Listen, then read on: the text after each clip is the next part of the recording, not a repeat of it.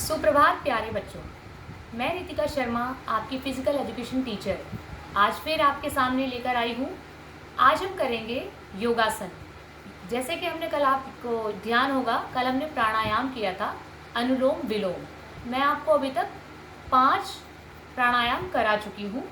और पिछले मंगलवार हम लोगों ने आसन किया था, योगासन, जिसका नाम था ताड़ासन, जिसे सूक्ष्म आसन भी कहते हैं। आप सभी को याद होगा और आशा है कि आप सब वो आसन घर पर प्रैक्टिस भी कर रहे होंगे और उसके बेनिफिट्स भी ले रहे होंगे।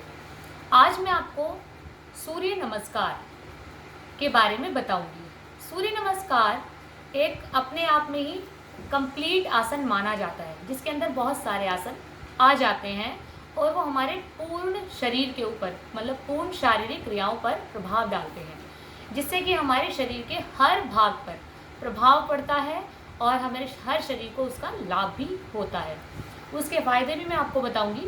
सबसे पहले मैं आपको बताऊंगी कि हमें उस आसन को किस समय करना चाहिए।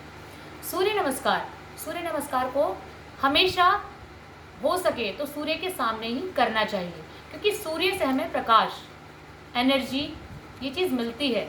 तो जब हमारी बॉडी में एनर्जी जाती है तो एक अलग ही ऊर्जा का प्रवाह होता है बॉडी के अंदर, और बॉडी में एक अलग ही एनर्जी आती है। दूसरी चीज़, जब भी आप इस आसन को करें, सुबह का समय होना चाहिए और सूर्य नमस्कार करने से कम 3 घंटे पहले तक आपने कुछ भी न खाया हो। अगर आपने खाना खाया, अगर आप सूर्य नमस्कार सुबह नहीं कर रहे हैं, शाम को कर रहे हैं, तो आप इस चीज़ का ध्यान रखें कि आप 3 घंटे तक आपने कुछ न खाया हो, खाली पेट होने चाहिए। आप 3 से ज़्यादा हो जाए अच्छी बात है, लेकिन उससे कम नहीं होना चाहिए। तो सूर्य नमस्कार, जैसा कि मैं आपको बता रही थी, कि सुबह के समय सूर्य के सामने करना सबसे उचित माना जाता है। और सूर्य नमस्कार करते हुए हमें कोई भी चादर या मैट बिछाकर हम आसानी से अपने घर में, छत पर या पार्क में, हम कहीं भी सूर्य नमस्कार आसानी से कर सकते हैं। उसके लिए हमें किसी भी इक्विपमेंट की ज़रूरत नहीं है। उसमें केवल हमारी 12 शरीर के पोस्चर होते हैं जो हमें एक्सरसाइज करनी होती हैं, जिसके द्वारा हमारा शारीरिक विकास होता है। अब मैं आपको बताऊंगी सूर्य नमस्कार के फ़ायदे। सूर्य नमस्कार के फ़ायदे सबसे पहले होता है इससे मोटापा। हमारी बॉडी में इतना फैट होता है, जब हम बॉडी की एक्सरसाइज करते हैं, इसमें बॉडी इतना ज़्यादा एक्सरसाइज होती है प्रॉपर, कि आपके बॉडी का जो एक्स्ट्रा फैट होता है वो रिड्यूस होता है। दूसरी चीज़, इससे मन की जो एकाग्रता होती है वो बढ़ती है। तीसरी चीज़ क्या होती है, शरीर में लचीलापन आता है। जब आप बॉडी को स्ट्रेच करते हैं, पूरी बॉडी आपकी स्ट्रेच होती है 1 से 2 बार, जितना भी आप बार आप करेंगे, तो उससे बॉडी की फ्लैक्सिबिलिटी भी इम्प्रूव होती है और बॉडी में लचीलापन और बढ़ता है।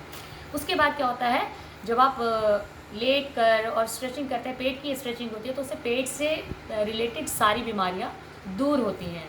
और जब आप स्ट्रेचिंग की एक्सरसाइज करते हैं और जो ब्रीदिंग है वो इनहेल और एक्सिलेट करते हैं, तो उससे जो सबसे मेन फ़र्क पड़ता है, जो इफेक्ट होता है, वो आपके फेफड़ों पर होता है। लोगों को फेफड़ों से संबंधित आज के समय में बहुत सारी बीमारियां हैं जिनसे वो जूझ रहे हैं और परेशान हो रहे हैं। तो उन चीज़ों से छुटकारा पाने का ये बहुत अच्छा तरीका है। और सूर्य नमस्कार के करने से शुगर के जो पेशेंट्स हैं उनको भी इससे बहुत बेनिफिट्स मिलता है। गर्ल्स में जो मेंस्ट्रुअल प्रॉब्लम को लेकर बहुत सारी परेशानियां रहती हैं, वो भी ठीक होती हैं। प्रेग्नेंट लेडीज़ भी आफ्टर डिलीवरी के आफ्टर 40 डेज़ इस आसन को स्टार्ट कर सकती हैं। तो जैसे उनको, लेडीज़ को प्रॉब्लम रहती है, पेट निकल गया या कोई भी वैसी प्रॉब्लम रहती है, तो वो रिड्यूस होती है, उससे फैट कम होता है। तो ऐसे बहुत सारे फ़ायदे हैं, अगर मैं आपको बताती रहूँगी तो वो कम नहीं होंगे और बढ़ते बढ़ते चले जाएंगे। तो उनको सुनने के साथ साथ आइए तो मैं आपको अब बताऊँगी कि इस आसन को कैसे किया जाता है। ठीक है बच्चों, ध्यान से देखिएगा और आप भी मेरे साथ कीजिएगा। ओके बच्चों, तो अब हम तैयार हैं अपना सूर्य नमस्कार करने के लिए। सूर्य नमस्कार के 12 स्टेप्स होते हैं जो आप मेरे साथ कीजिएगा। सबसे पहले ज़रूरी चीज़, आप अपने नीचे कोई भी मैट या चादर बिछा लीजिए। क्या बिछा लिया है सभी ने? I am giving you 2 seconds. Okay, I hope सो आप लोग सब रेडी होंगे। अब हम इस आसन का सबसे पहला स्टेप करेंगे। सबसे पहले स्टेप में आपको क्या करना है, अपने हाथों को, आपने ताड़ासन सुना भी होगा, मैंने लास्ट टाइम आपको कराया था, ताड़ासन की ही पोजीशन में आपको नॉर्मल बिल्कुल खड़े रहना है। अपने लेग्स को इसके बिल्कुल इक्वल लेके जाना है और टेढ़े नहीं होने चाहिए, पैर बिल्कुल सीधे होने चाहिए। अब आपको क्या करना है, धीरे धीरे ताड़ासन की पोजीशन में अपने हाथों को ऊपर की ओर लेकर जाना है और हाथ यहाँ पर बिल्कुल सर के ऊपर दोनों हाथ जोड़ लेने, प्रणाम की जो पोजीशन होती है उस पोजीशन में आ जाएंगे। ठीक है बच्चों, सभी ने कर लिया। अब हम क्या करेंगे, हमारे हाथ धीरे धीरे हम नीचे लाएंगे और अपनी जो एल्बोज हैं, दोनों एल्बोज जुड़ी रहेंगी और हाथ भी दोनों जुड़े रहेंगे, नीचे लाएंगे। जब हमारे हाथ नीचे आ जाएंगे तब उसको खोलेंगे और सामने की तरफ सीधा लेकर आएंगे। हाथ बिल्कुल सीधे रहने चाहिए, देखेंगे आप बिल्कुल स्लीपिंग लाइन बन रही है। सभी को समझ में आ गया? ये होता है हमारा फर्स्ट स्टेप। देन सेकंड में क्या होता है, सेकंड स्टेप में हमें अपने हाथों को ऊपर लेकर जाना है। दोनों हाथों को टच रहेंगे दोनों हाथ, और दोनों हाथों को ऊपर की ओर लेकर जाएंगे। जब हम दोनों हाथों को ऊपर की ओर लेकर जा रहे हैं तो हमें ऊपर की ओर देखना भी है, हमें आसमान की ओर धीरे धीरे अपने आप को भी स्ट्रेच करना है। और हल्का सा हमारा जो सर का झुकाव है, कंधों का झुकाव है, पीछे की ओर होगा हाथों के साथ।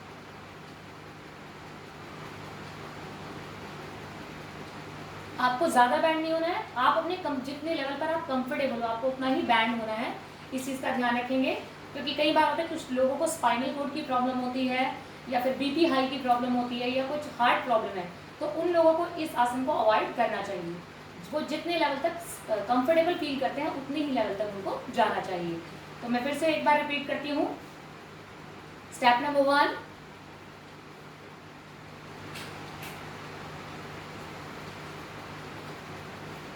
टू,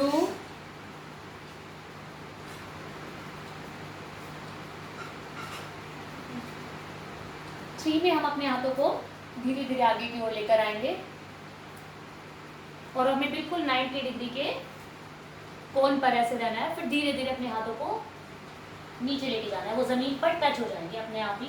तो आपको अपनी हथेलियों को टच करना है। जब आपकी हथेलियाँ टच होंगी तो आपको याद रखना है जो आपके नीज हैं, घुटने हैं, तो जब घुटने हैं यहाँ से वो बैंड नहीं होने चाहिए।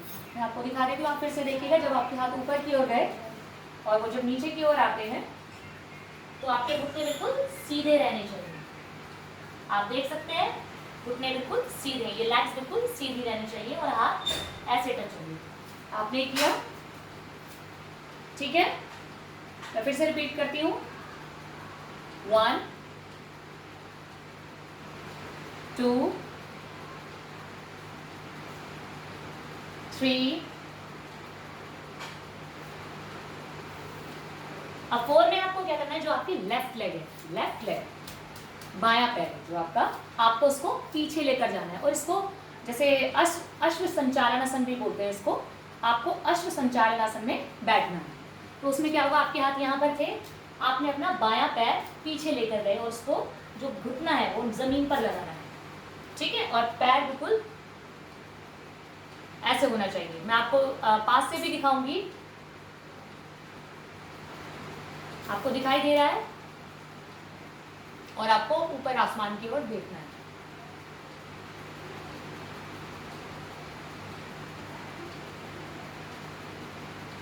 अब आपको अपना दूसरा पैर भी पीछे ही दूसरे पैर के साथ लेके जाना है और अपने सर को कोशिश करना है कि अपने हाथों के अंदर की ओर रखें।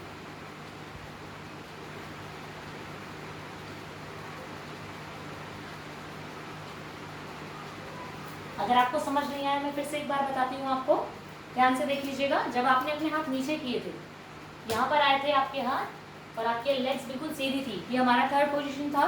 फर्स्ट यहाँ पर था, सेकंड में हम यहाँ पर गए, थर्ड पर नीचे आए, 4 पर हमने एक पैर को पीछे किया, ये अश्व संचालासन बन गया था हमारा। अब जब हमने दूसरा पैर भी ऊपर कर दिया, नंबर 5 हो गया हमारा।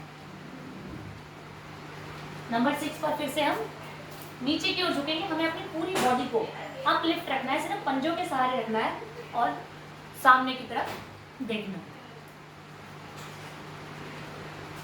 कोशिश करना है बॉडी टच ना हो। अब आपको नेक्स्ट करना है, इसको भुजंगासन भी बोलते हैं। इसका पूरा जो स्ट्रेच होता है वो बाजुओं पर होता है, इससे हमारी जो आर्म्स है वो स्ट्रांग होती है और हमें ऊपर की ओर देखना है।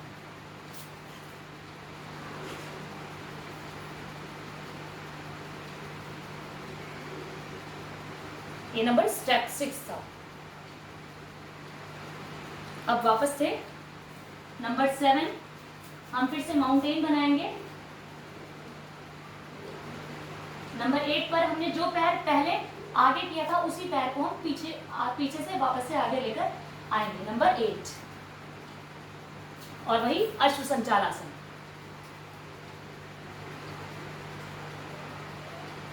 नंबर 9 पर दूसरा पैर आगे आएगा, लेग्स स्ट्रेच रहेंगी। नंबर 10 पर हम धीरे धीरे ऊपर जाएंगे।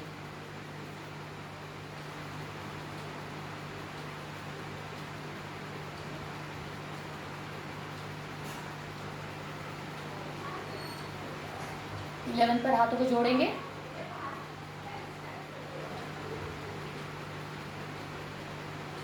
12 पर उनको धीरे धीरे नीचे लेकर आएंगे, वापस से सूर्य को प्रणाम करेंगे।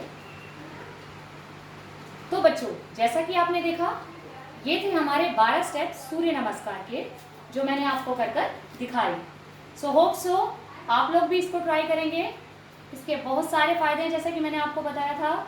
इससे आपकी बॉडी की फ्लैक्सिबिलिटी बढ़ती है, मेडिटेशन की ज़रूरत नहीं होती है, आपको एक मन की एकाग्रता को बहुत हेल्प मिलती है, मन की एकाग्रता बढ़ती है, मोटापा जो है आपका वो कम होता है, हार्ट मजबूत होता है आपका, स्ट्रांग होता है, क्योंकि आप जब ब्रीथ करते हैं, जो ब्रीदिंग है वो इनहेल और एक्सहेल करते हैं, उसका बॉडी के जो फेफड़े हैं, हमारे जो लंग्स हैं, उन पर सीधा इफेक्ट पड़ता है।